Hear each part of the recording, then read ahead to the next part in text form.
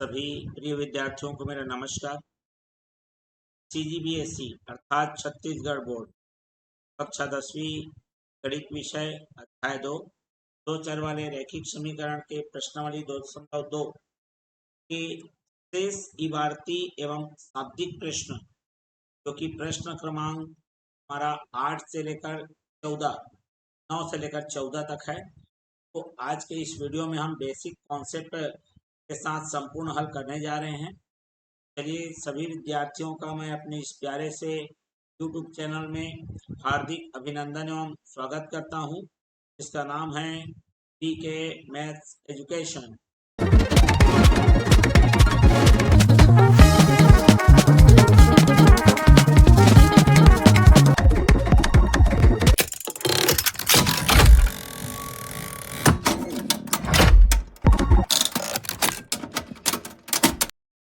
जैसा कि मैं बता चुका हूं कि आज के इस वीडियो में हम प्रश्नावली 2.2 के शेष प्रश्नों को, जो कि प्रश्न क्रमांक 9 से लेकर 14 तक है, हल करेंगे। जो विद्यार्थी अभी तक हमारे इस चैनल को सब्सक्राइब नहीं किए, सब्सक्राइब कर बेल आइकन नोटिफिकेशन ऑन कर लीजिए। साथ ही साथ इस वीडियो को अंत तक जरूर देखिए। वीडियो अच्छा लगे तो लाइक करिए और ज़्यादा से ज़्यादा इसे शेयर करिए। साथ ही साथ जो विद्यार्थी का पिछला वाला भाग एवं अन्य अध्याय जो प्रश्न के हल हैं तो नहीं देख पाए हैं, उनके लिए हमने लिंक डिस्क्रिप्शन बॉक्स में अवेलेबल कर दिया है, वहां से। साथ ही साथ यदि वीडियो के दौरान किसी प्रकार के समस्या आती है या कुछ अपने विचार रखने हैं तो कमेंट बॉक्स आपके लिए खुला है, और किस विषय वस्तु पर आपको वीडियो चाहिए भी आप कमेंट लिख सकते हैं। चलिए शुरुआत करते हैं आज के इस वीडियो की और देखते हैं कौन कौन से प्रश्न लगे हुए हैं और कैसे कैसे वो बनेंगे। उसका बेसिक कॉन्सेप्ट के साथ हम संपूर्ण हल देखते हैं। चलिए, सबसे पहला है हमारे पास प्रश्न क्रमांक 9। ये 9 से लेकर 14 प्रश्न, में 14 प्रश्न। वीडियो थोड़ा सा लंबा हो सकता है क्योंकि एक दो प्रश्न के लिए फिर से वीडियो या अन्य वीडियो बनाना उचित नहीं है, इसलिए इसी वीडियो में हम बाकी के प्रश्नों को खत्म करें। चलिए शुरुआत करते हैं। इसमें लिखा है, कुछ संकेत भी दिया है। देखो, दो संख्याओं का अंतर 14 है एवं उनके वर्गों का अंतर 448 है। संख्याएं ज्ञात कीजिए। इसके लिए आपको उसी प्रकार से जो हमको अज्ञात है तो हमको मानना पड़ेगा। चलिए लिखते हैं सॉल्यूशन और मान लेते हैं, माना कि प्रथम संख्या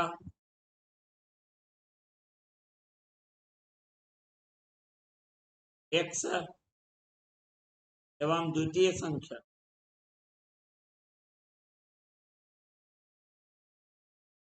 y है। आप चाहें तो पहला दूसरा भी लिख सकते हैं, ऐसा कोई बड़ी बात नहीं। ठीक है, अब प्रश्न कह रहा है उसके अनुसार हमको चलना है, इसीलिए हमको लिखना पड़ेगा यहाँ पर प्रश्नानुसार। प्रश्नानुसार क्या बोल रहा है कि दोनों का अंतर अर्थात x को y से घटाएंगे तो कितना आ रहा है, बोल रहा है 14 आ रहा है। तो मान लेंगे समीकरण 1। फिर से एक कंडीशन दिया है, हम लिखेंगे पुनः प्रश्नानुसार। पुनः प्रश्न के अनुसार बोल रहा है कि उनके वर्गों का अंतर, पहले वाले में केवल अंतर दिया था, दूसरे वाले में बोल रहा है वर्गों का अंतर, बराबर दिया है 4 4 8। इसको समीकरण क्या मानेंगे, 2। अब यहीं पे ध्यान से जरा देखिए, ये संकेत जो दिया है इसका प्रयोग करना। तो x का वर्ग ऋण y का वर्ग बराबर एक बार धन और एक बार ऋण होगा। तो इस प्रकार हम लोग इसको संकेत का प्रयोग करते हुए लिखेंगे कि x धन y और एक बार लिखेंगे x ऋण y बराबर 4 4 8। अब x ऋण y का मान 14 दिया है तो उसके जगह में रख देंगे और इस प्रकार ये हो जाएगा मेरे पास x धन y और x ऋण y के जगह में लिखेंगे 14 बराबर आ जाएगा मेरे पास 4 4 8। 14 गुणित है, उधर जाकर भाग हो जाएगा और ये आ जाएगा x धन y बराबर 4 4 8 और बटे में आ जाएगा 14। 14 एकम 14, 14 तिया 42, 2 बचा 14 दूने 28। और इस प्रकार एक नया समीकरण प्राप्त हो जाएगा जो कि आएगा x धन y बराबर 32। तो हम क्या मान लेंगे, समीकरण 3 मान। स्पष्ट हो गया बात। अब देखिए यहाँ पर जो पहला को देखोगे और तीसरा को देखोगे, पहला और तीसरा में आप देख रहे होगे चाहे x के गुणांक हो चाहे y के गुणांक हो। अब ये गुणांक क्या चीज है, कैसे हल करते हैं, इसकी सारी विधियां हमने पिछले वाले वीडियो में बता दी है। जो विद्यार्थी नहीं देखे हैं उनके लिए लिंक डिस्क्रिप्शन बॉक्स में अवेलेबल कर दिया, वहां से देख सकते। चलिए यहाँ पर पहले से गुणांक बराबर है, मैं सीधा सीधा क्या करूंगा, समीकरण 1 में जोड़ दूंगा किसको, समीकरण 3 को। अब लगेगा कि सर समीकरण को घटाते हैं, अब जोड़ रहे हैं। तो मैंने एक नियम बताया है कि यदि हमारे पास, ठीक है, गुणांक बराबर है और चिन्ह पहले से विपरीत दिख रहा है, एक के पास माइनस है और दूसरे के पास प्लस दिख रहा है वाई में, तो आप समीकरण को घटाने के बजाय जोड़ेंगे। ठीक है, मतलब चिन्ह अगर मेरे पास पहले से विरोधाभास में है, विपरीत आ गया है गुणांक बराबर होने के साथ ही, तब आप जोड़ सकते हैं, जोड़ना ही है। ठीक है, तो चलिए यहाँ पर लिखता हूं मैं x ऋण y बराबर 14 को जोड़ना है। जोड़ने का मतलब x धन y बराबर किससे, 32 से। जोड़ने का मतलब है हमारा नीचे का चिन्ह बदलेगा नहीं। ये देखो ये ऋण y है, धन y से कट जाएगा, x x हो जाएगा 2x, और ये आ जाएगा 14, 32 हो जाएगा 46, जिससे कि हमको x का मान 46/2 अर्थात 23 प्राप्त हो जाएगा। और इस प्रकार हमने x का मान निकाल लिया 23। अब क्या करना है, इस x के मान को समीकरण किसी भी समीकरण में रख देंगे, लेकिन हमारे लिए ज्यादा उचित ये होगा कि धन वाले में रखा जाए, है ना, नहीं तो ऋण वाले में रखेंगे तो चिन्ह को बदलने का लफड़ा अलग से आएगा। चलिए यहाँ पर रखते हैं x का मान, क्या करेंगे, समीकरण 3 में रखने पर, क्या है, रखने पर, चलिए रखने पर हमारे पास क्या प्राप्त हो जाएगा, x का मान है 23 धन y का मान निकलेगा और ये आ गया 32। और इस प्रकार हम देखेंगे y बराबर क्या हो जाएगा, 32 ऋण 23, और y का मान आ जाएगा हमारे पास कितना आ गया, 9। ठीक है, इस प्रकार हमारे पास y का भी मान निकल गया, x का भी मान निकल चुका। तो अंत में लिखेंगे अतः, क्या है, x का मान, या फिर पहली संख्या, एक्स वाई नहीं लिखेंगे, अतः हम लिखेंगे प्रथम संख्या या पहली संख्या, कितना है, x का मान कितना निकला 23, एवं दूसरी संख्या या द्वितीय संख्या भी लिख सकते हैं, कितनी है भैया, 9 है। स्पष्ट हो गया बात। इस तरीके से ये प्रश्न क्या हो गया, हल हो गया। चलिए बढ़ते हैं अगले प्रश्न में। अब ये संख्याओं पर ही आधारित है, चलिए देखते हैं कैसे बनेगा। तो ये तो सॉल्यूशन क्या आएगा, पहले सॉल्यूशन लिख लेते हैं। इसमें भी दो संख्या वाला दिया है, एक बार गुणा दिया है, एक बार योग दिया है, मानना तो पड़ेगा। हम लिखेंगे यहाँ पर, माना कि प्रथम संख्या या पहली संख्या x एवं द्वितीय संख्या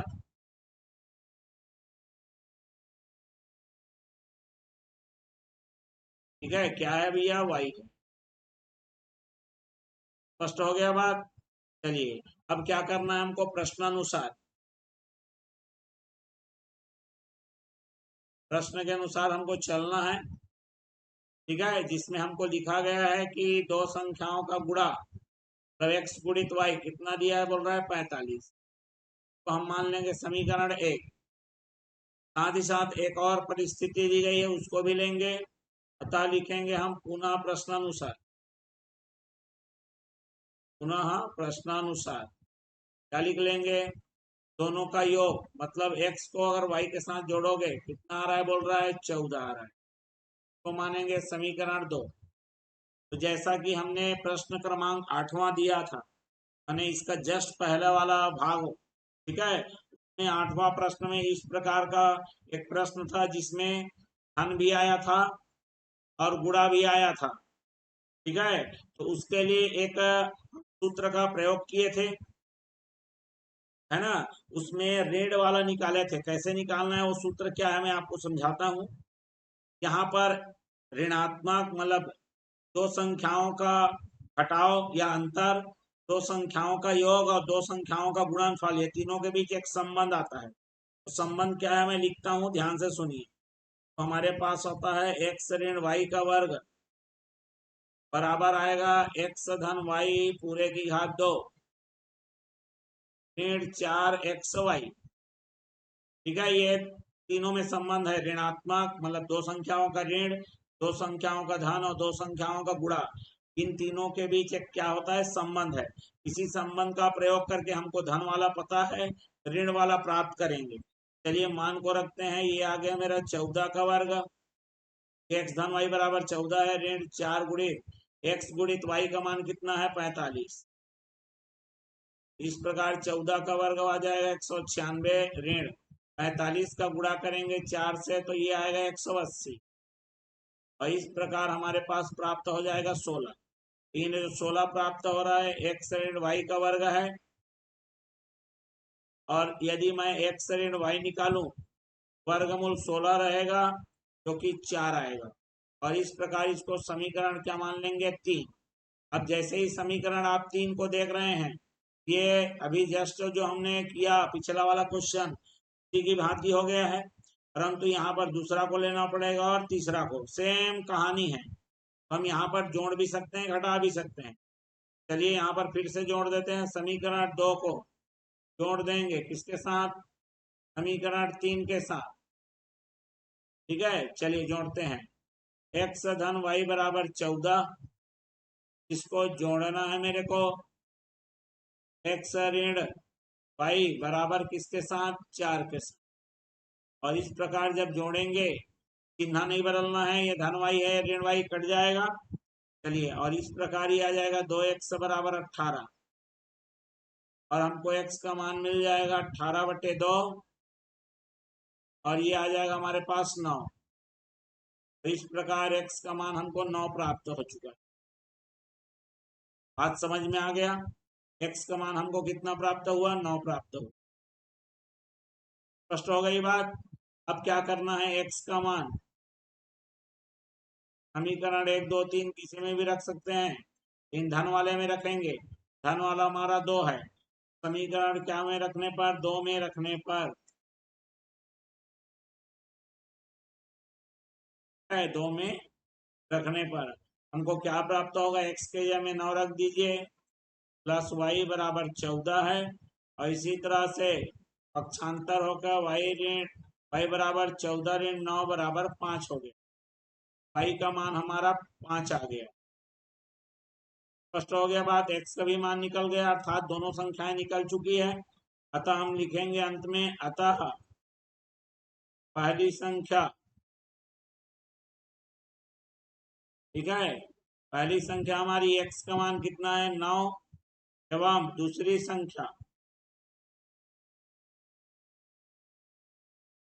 कितनी आ गई, दूसरी संख्या 5 है। क्या आप देख लीजिए, चेक कैसे करेंगे, दोनों को जोड़ने पर 14 आना चाहिए था, 9 5 14 आ रहा है। दोनों को गुणा करने पर 45 आना चाहिए, 9 5 45, का मतलब हमारा उत्तर एकदम राइट है। चलिए बढ़ते हैं अगले के लिए। अब ये देखो, पिता पुत्र आयु वाला आ गया, और आयु वाला अति महत्वपूर्ण प्रश्न होता है। चलिए बनाते हैं प्रश्न को पढ़ते हुए। 5 वर्ष पूर्व मेरी आयु मेरे पुत्र की आयु की तिगुनी थी। 10 वर्ष पश्चात मेरी आयु मेरे पुत्र की आयु की 3 गुनी हो जाएगी, दुगनी हो जाएगी। मेरी व मेरे पुत्र की वर्तमान आयु ज्ञात कीजिए। चलिए यहाँ पर एक पिता और एक पुत्र है, के बीच में संबंध दिया है, दोनों के उम्र के बीच में। प्रश्न को प्रश्न के अनुसार क्या करना है, हल करना है। चलिए सबसे पहले लिखते हैं सॉल्यूशन,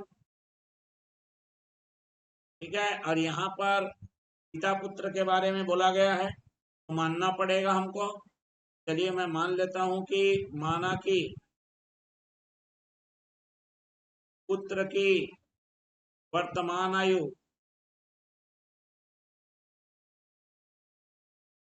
100 वर्ष एवं पिता की वर्तमान आयु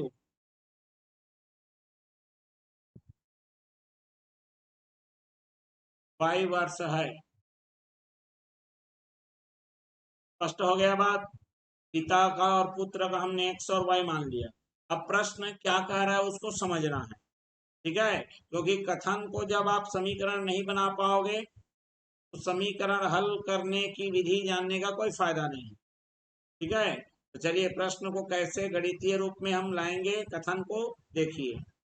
प्रश्नावली 1 में बहुत अच्छे तरीके से समझाया गया है, जो नहीं देखे हैं उनके लिए लिंक डिस्क्रिप्शन बॉक्स में अवेलेबल है। चलिए हम यहाँ पर लिखते हैं प्रश्नानुसार। प्रश्न कह रहा है कि जो पिता है ना, 5 वर्ष पूर्व। अब यहाँ पे एक चीज को ऐसा समझिए, यदि किसी की उम्र आज जितनी है, अगर उसको 5 साल पहले की उम्र को पूछा जाए वो क्या करेगा? वो आज के उम्र में 5 साल क्या करेगा? घटा देगा। 5 साल पहले की उम्र निकल जाएगी। हमको भी यही काम करना है। अभी पिता कितना है? y वर्ष है। 5 साल पहले क्या हो जाएगा? इसमें 5 कम होगा, इसीलिए हम लिखेंगे y ऋण 5 जो कि पिता है।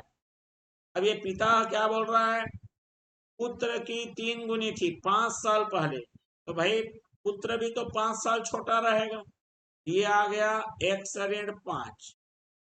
और 5 साल पहले जो पिता है वो पुत्र का कितना गुना है? 3 गुना। मतलब पुत्र को 3 गुना करोगे, 5 साल जो पहले आयु था, तो 5 साल पहले जो पिता की आयु है दोनों बराबर दिखेगी, ठीक। अब इस प्रकार से जब इसको हल करेंगे, y ऋण 5 3 एक्स के साथ भी गुणा होगा 5 के साथ, तो 3 एक्स ऋण 5 दिया कितना हो जाएगा? 15 हो जाएगा। ये दोनों के साथ गुणा होगा, ठीक है। अब इसको जब पक्षांतर करके लाएंगे, ये y उधर जाएगा, ये आ जाएगा 3 एक्स ऋण y, ये ऋण 15 इधर आएगा और यहाँ पर आ जाएगा मेरे पास 10, और ये बन जाएगा समीकरण 1। आप पक्षांतर कर लेंगे और यही आएगा, आप देख लीजिए, ठीक है। अब एक और परिस्थिति दी गई है, 10 साल बाद के बारे में बोला गया है, तो इसका मतलब हम लिखेंगे यहाँ पर पुनः प्रश्नानुसार। पुनः प्रश्नानुसार। प्रश्न पुनः कह रहा है हमको कि मेरी आयु 10 साल बाद, 10 वर्ष पश्चात, माने अब इस 10 में क्या करना पड़ेगा? उसकी वर्तमान आयु में 10 जोड़ना पड़ेगा, तो 10 साल बाद के बारे में बोला है। 10 साल बाद मतलब y धन 10, मतलब ये पिता हो गया 10 साल बाद। पुत्र 10 साल बाद कितने का रहेगा? x धन 10। जो पुत्र है उसका दुगना करोगे तो किसके बराबर आएगा? बोल रहा है 10 साल बाद में पिताजी के बराबर आएगा। समझ में आ गया? इस प्रकार ये बनेगा और ये आएगा y धन 10 बराबर 2x धन 20। पक्षांतर करेंगे, पक्षांतर जब करेंगे तो ये y इधर आएगा, हमारे पास आ जाएगा 2x ऋण y बराबर, ये इधर आएगा और ये आ जाएगा ऋण 10। समीकरण क्या मान लेंगे? 2। अब यहाँ पर वही सेम परिस्थिति आ गई है, देख लो।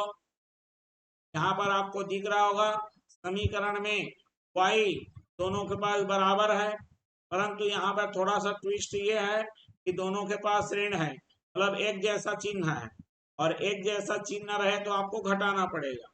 इसलिए मैं लिखूंगा समीकरण 1 में घटाएंगे किसको? समीकरण 2 को।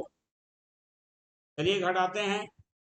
ये आ जाएगा मेरे पास 3x ऋण y बराबर 10 को घटाना है 2x ऋण y बराबर कितना? ऋण 10 से। और ये हमको क्या दे रहा है जरा देखते हैं। घटाने का मतलब है नीचे वाले के चिन्ह को बदलना है। ये ऋण y, ये धन y कट जाएगा, 3x में से 2x चला गया, ये बचेगा x। 10 में 10 जुड़ेगा तो 10 और 10 कितना हो गया? 20 हो गया। इस प्रकार हमको x मिला है। ठीक है, x मिल चुका है, इसका मान निकालना है y का। तो हम क्या करेंगे, x का मान समीकरण 1 हो चाहे समीकरण 2 हो, किसी में भी रख दो। समीकरण 1 में रखने पर, ठीक है, जब हम रखेंगे तो क्या प्राप्त होगा देख लो। ये आ गया 3 गुणित x, x का मान है 20 ऋण y बराबर में है 10। ये ऋण y इधर आएगा, 10 उधर जाएगा, 20 दिया कितना हो गया मेरे पास 60 ऋण 10 बराबर आएगा y। और इस प्रकार y का मान आ जाएगा 60 में 10 घटा और आ जाएगा 50। तो x भी निकल गया, y भी निकल गया। x y क्या थे, पिता पुत्र की वर्तमान आयु। तो इस प्रकार हम अंततः उत्तर में लिखेंगे, अतः पुत्र की वर्तमान आयु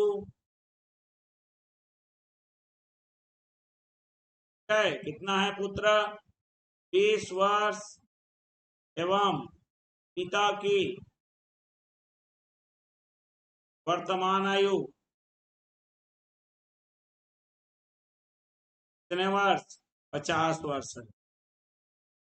अब देखो यहाँ पर तो आपके पास आंसर शीट रहेगा नहीं परीक्षा में, है ना। तो आप कैसे चेक करोगे कि आपका उत्तर सही है कि नहीं है, या आपने गलत कर दिया है, ये कैसे चेक करोगे। तो देखो इसको चेक करने का तरीका भी समझा देता हूँ। यहाँ पर देखिए आप पुत्र है और यहाँ पर है पिता। वर्तमान में देखो, वर्तमान की देखिए, वर्तमान में पुत्र है 20, पिता है 50। प्रश्न क्या बोला था, 5 साल पहले, समझ रहे हैं बात को, 5 साल पहले। तो 5 साल पहले पुत्र कितने का रहेगा, 15 का। 5 साल पहले पिता का कितना हो जाएगा, 45। क्या 3 गुना है कि नहीं है, बिल्कुल 3 गुना आ रहा है, सही है। अब ऐसा नहीं है एक में खुश हो जाना, दोनों को देखना है। 10 साल बाद, अभी ये वर्तमान में 20 का है, 10 साल बाद कितने का रहेगा, 30 का। बात समझ में आ गया। ये 10 साल बाद कितने का रहेगा, 60 का। क्या दुगना है, बिल्कुल दुगना आ गया। इसका मतलब हमारा जो उत्तर निकला है एकदम सही और सटीक है। ठीक है, इस प्रकार आप उत्तर क्या कर सकते हैं, चेक कर सकते हैं। चलिए बढ़ते हैं अगले प्रश्न के लिए। देखिए 12वां, ये 12वां चाल दूरी समय वाला है, समझ रहे हो बात को। इस प्रकार के प्रश्न आते हैं, बड़े ध्यान से करना है। कारों की चाल ज्ञात करनी है। चलिए, दो स्थानों ए और बी की दूरी 70 किलोमीटर है। दो कारें ए व बी से चलना प्रारंभ करती है। यदि वे एक दिशा में चलती है तब 7 घंटे बाद मिलती है, और यदि वे एक दूसरे के ओर चलती है तब 1 घंटे बाद मिलती है। ठीक है, कारों की चाल ज्ञात कीजिए। जबरदस्त तरीके से प्रश्न बनाया गया है। चलिए समझते हैं कैसे बनेगा। चलिए इसका सॉल्यूशन लिखता हूं मैं। माना कि, ठीक है, चलिए मानना पड़ेगा, दो कार है तो माना कि कारों की चाल, या ऐसा लिखते हैं प्रथम कार की चाल। ठीक है, दो कार है तो चलिए, माना कि प्रथम कार की चाल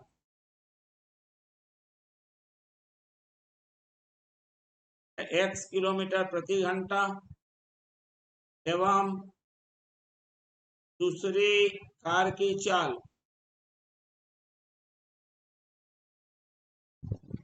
y किलोमीटर प्रति घंटा है।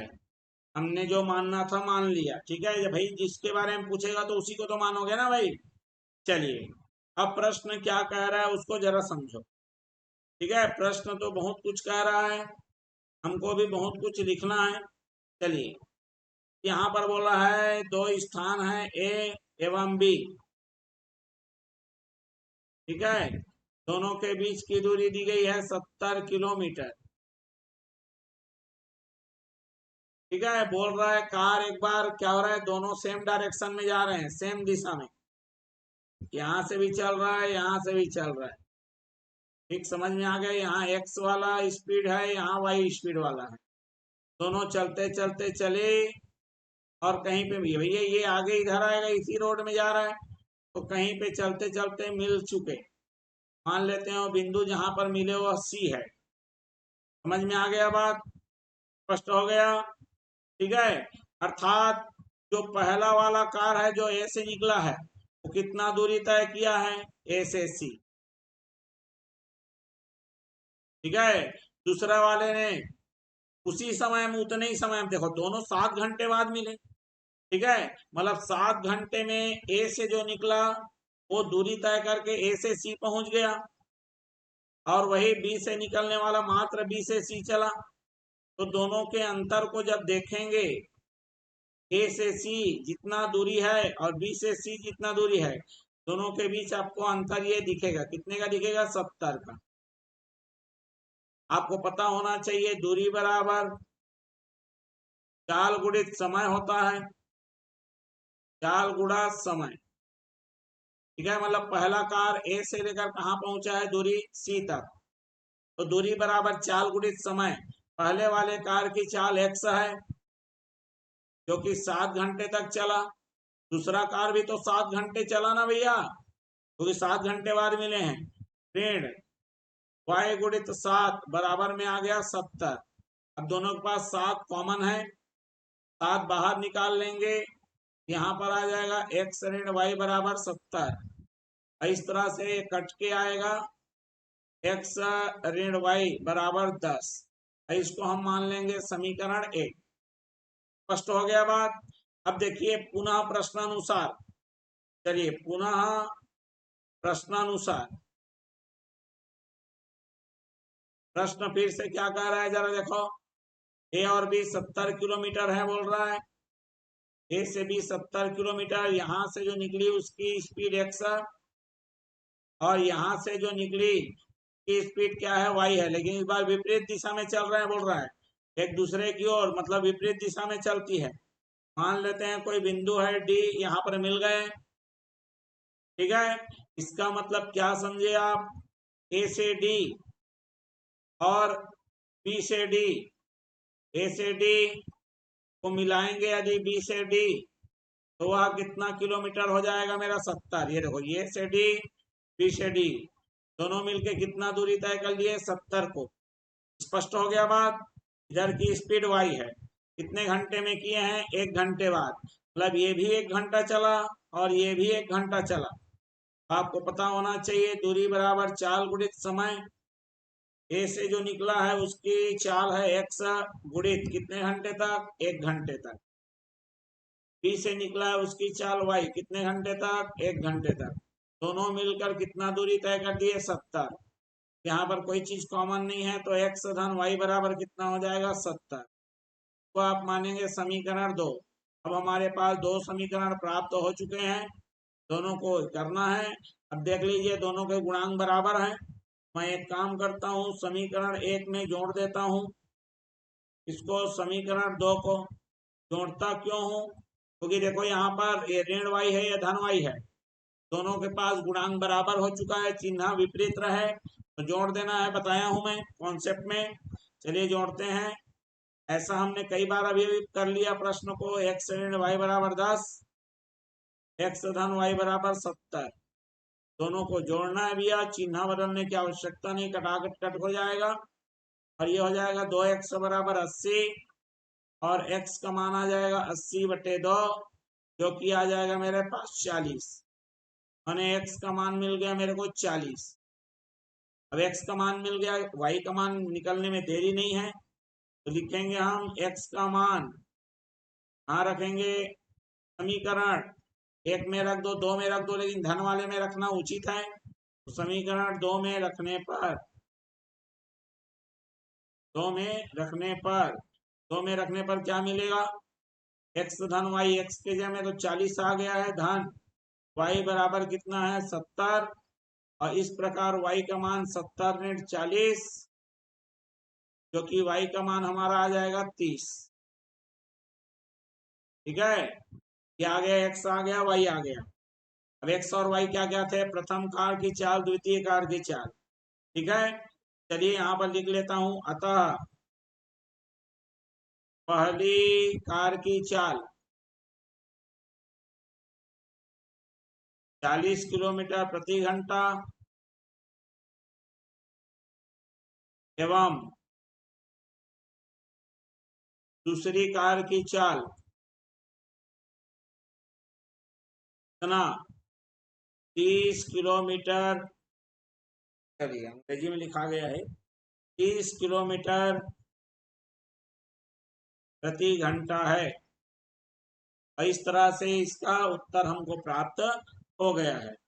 स्पष्ट है बात। चलिए बढ़ते हैं अगले प्रश्न के लिए। और ये रहा हमारा अगला प्रश्न। ठीक है, अगला प्रश्न भी उसी प्रकार है।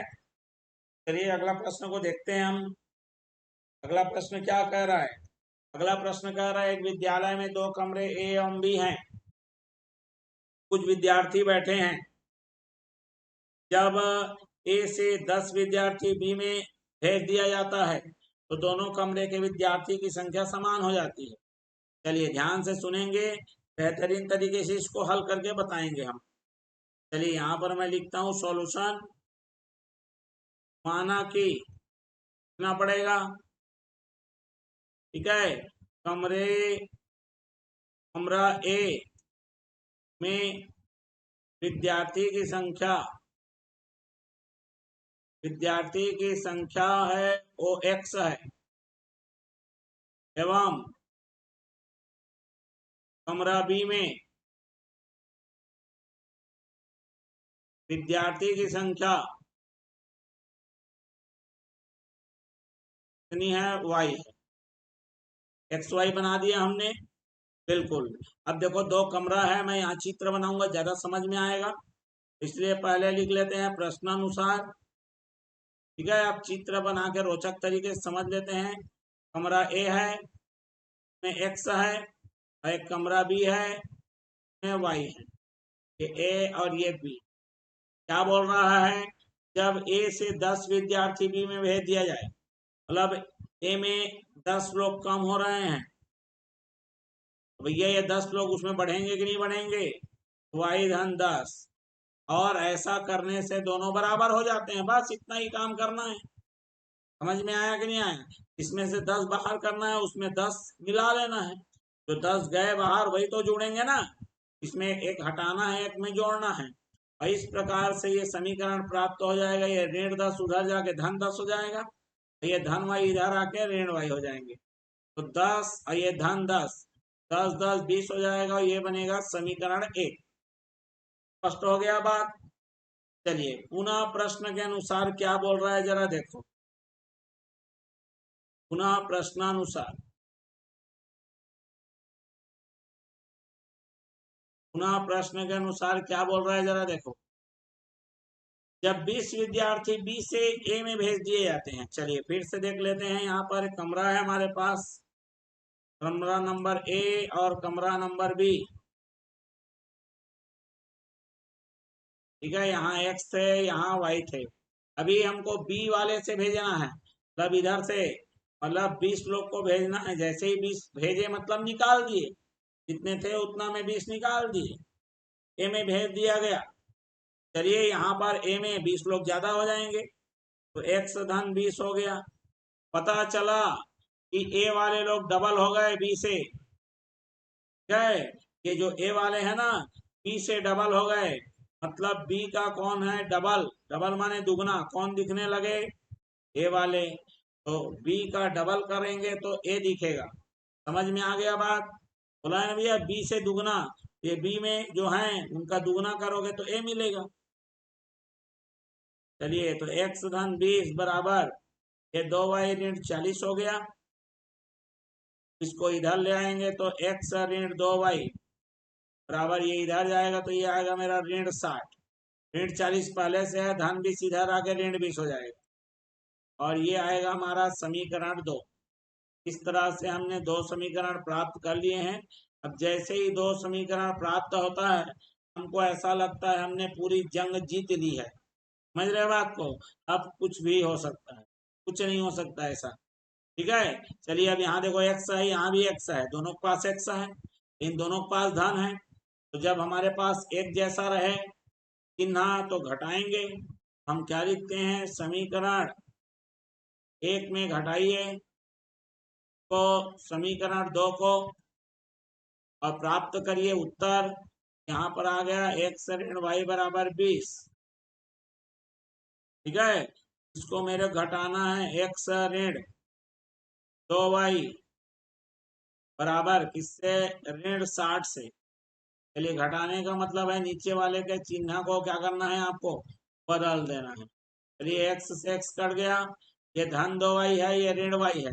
2y में एक y घटा दोगे तो y बचेगा, और दोनों जुड़ के धन 60 हो गया है ये। अब ये आ गया 80 y मतलब कमरा नंबर बी। समझ में आ गया, कमरा नंबर बी का तो जनसंख्या निकल गया, 7 विद्यार्थी की संख्या निकल गई। को निकालना है एक्स को, हम क्या करेंगे, y का मान समीकरण अब किसी में भी रखो, ठीक है, समीकरण एक में रखने पर हमको क्या प्राप्त हुआ, एक्स ऋण y का मान आ गया 80 बराबर 20। ये उधर जाएगा, पक्षांतर हो गया, ऋण धन बनेगा और 20 के साथ जुड़ जाएगा, तो x बराबर हमको क्या प्राप्त हो जाएगा, 100। ठीक है, तो इस प्रकार हम बोल सकते हैं, अतः ठीक है, कमरे ए कमरा ए के विद्यार्थी की संख्या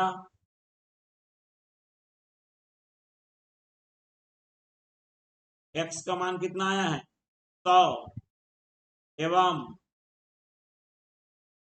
कमरा बी के विद्यार्थी की संख्या कितनी है भैया, कमरा बी में 80 है। चलिए अब इसको बताते हैं कि हमारा उत्तर एकदम सही है बोल के, बिना उत्तर देखे। उत्तर माला तो रहेगा नहीं, ठीक है। चलिए यहाँ पर कमरा बनाइए, कमरा ए कमरा बी। कमरा ए में है 100 लोग, कमरा बी में है 80 लोग। इसमें से कितने लोग को भेजना है, 10 को। ए से बोला ना, देखो ए से 10 लोग जाएंगे, ये कमरा ए में 90 हो गए, और ये 80 थे वो भी 90 हो गए। बराबर दिखा कि नहीं दिखा, बिल्कुल एकदम राइट आ गया। फिर क्या हुआ, अब हमको बी से ए में भेजना है, तो 80 थे 20 भेजेंगे, खुद 60 हो जाएंगे और दूसरे को 120 कर देंगे, तो दुगना हो रहा है कि नहीं हो रहा है, बिल्कुल हो रहा है। तो इस प्रकार से हमारे पास जो उत्तर आया है वो एकदम सटीक एवं सही है। स्पष्ट हो गया बात। चलिए बढ़ते हैं अगले प्रश्न के लिए, और इस प्रश्नावली का अंतिम प्रश्न है ये, ठीक है, क्योंकि हमारा लंबाई चौड़ाई से संबंधित है, क्षेत्रफल से संबंधित है। चलिए, जब किसी आयत की लंबाई में 5 इकाई की कमी तथा चौड़ाई में 2 इकाई की वृद्धि कर दी जाती है, तब उसका क्षेत्रफल 80 वर्ग इकाई कम हो जाता है। जब उसकी लंबाई में 10 इकाई की वृद्धि और चौड़ाई में 5 इकाई की कमी कर दें तो आयत के क्षेत्रफल में 50 वर्ग इकाई बढ़ जाता है। आयत की लंबाई एवं चौड़ाई ज्ञात की, मतलब ये लंबाई चौड़ाई क्षेत्रफल से संबंधित है। चलिए तो मानना पड़ेगा, क्योंकि आयत है, लंबाई और चौड़ाई दोनों को अज्ञात राशि मानना पड़ेगा। चलिए सॉल्यूशन लिखते हैं, और लिखते हैं यहाँ पर, माना कि आयत की लंबाई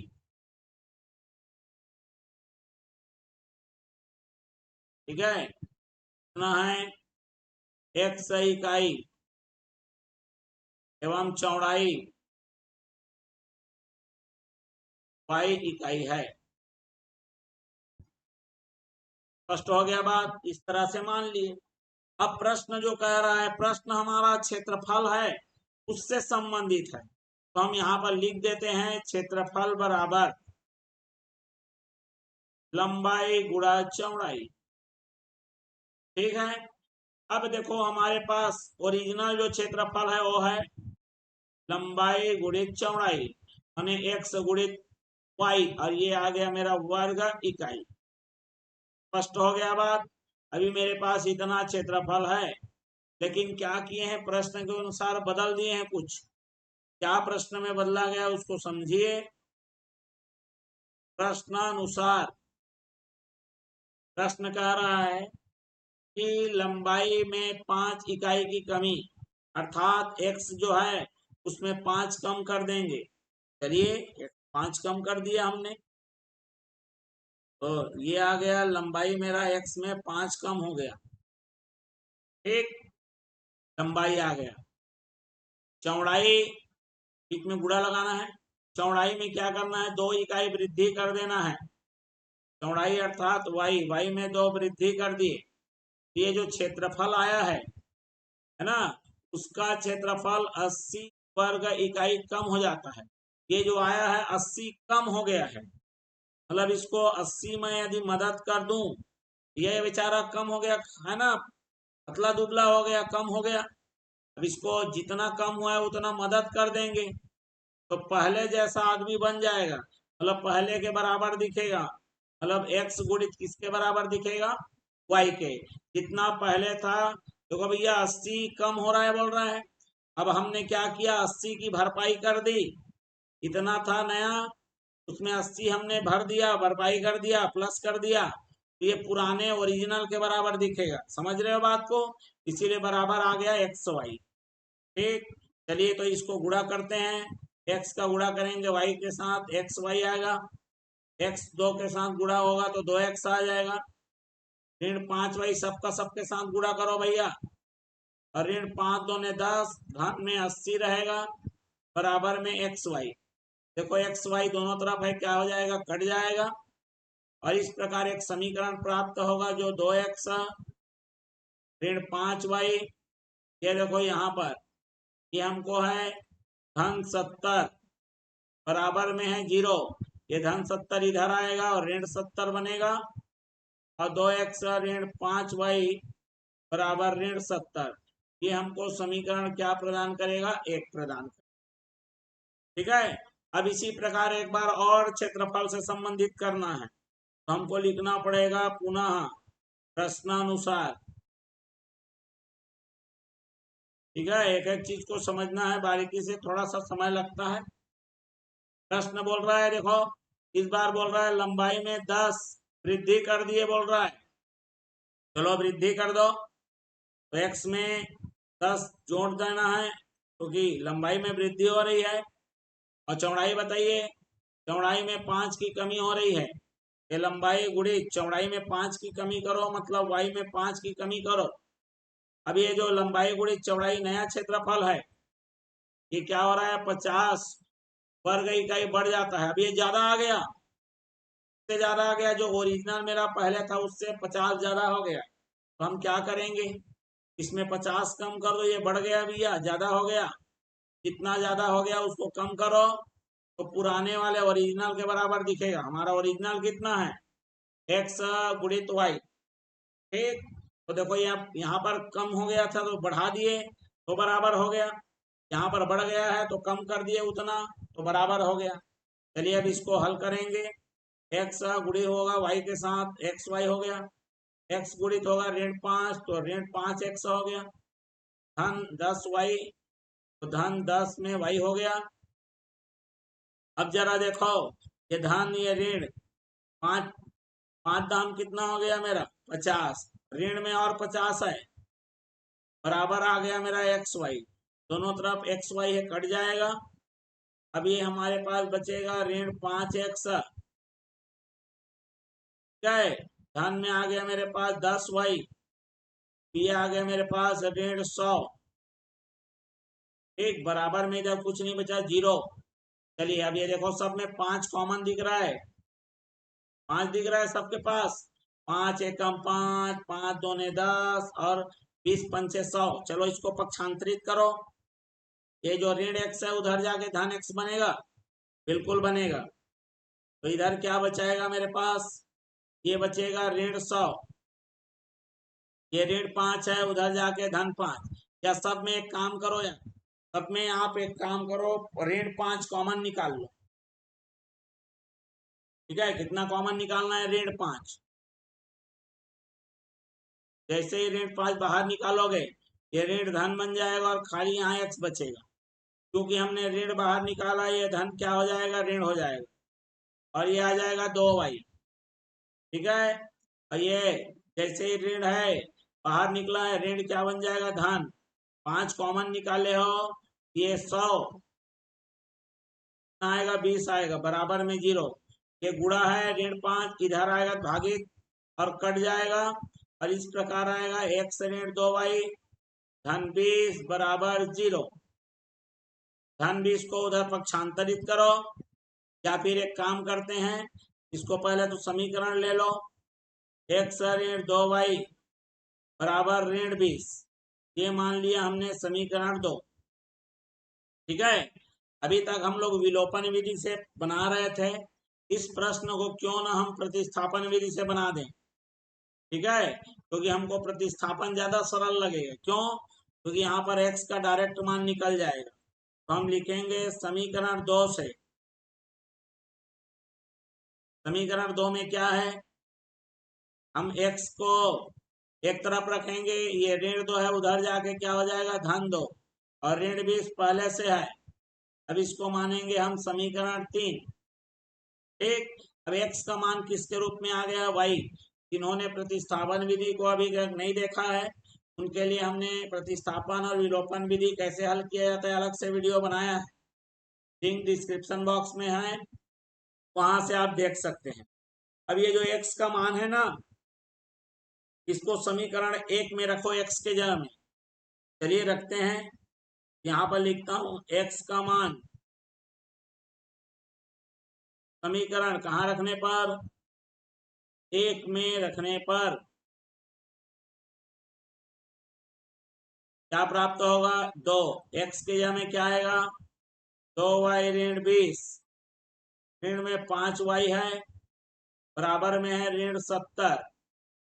ठीक है, और ये आ जाएगा, दो दोने कितना आ गया मेरा? 4y ऋण 20, दोने कितना आ गया? 40, ऋण 5y बराबर ऋण 70। अब पक्षांतर करिए, ये देखो ये 4y है, ऋण 5y, तो 4 में 5 घटेगा तो ये ऋण y बचेगा। इधर ऋण 70 पहले से है, ये ऋण 40 दूसरे तरफ आएगा तो धन 40 हो जाएगा, और इस प्रकार आएगा ऋण y बराबर ऋण 30। दोनों तरफ ऋण कटेगा, और ये आ जाएगा y का मान आ जाएगा 30। y मिल गया। जब भी y मिलता है क्या करते हैं? उस y के मान को किसी भी समीकरण में रख देते हैं। यहाँ पर तीसरे में रखेंगे हम। लिखता हूं y का मान यहाँ रखने पर, समीकरण 3 में रखने पर, ये 3 है भैया, 3 में रखने पर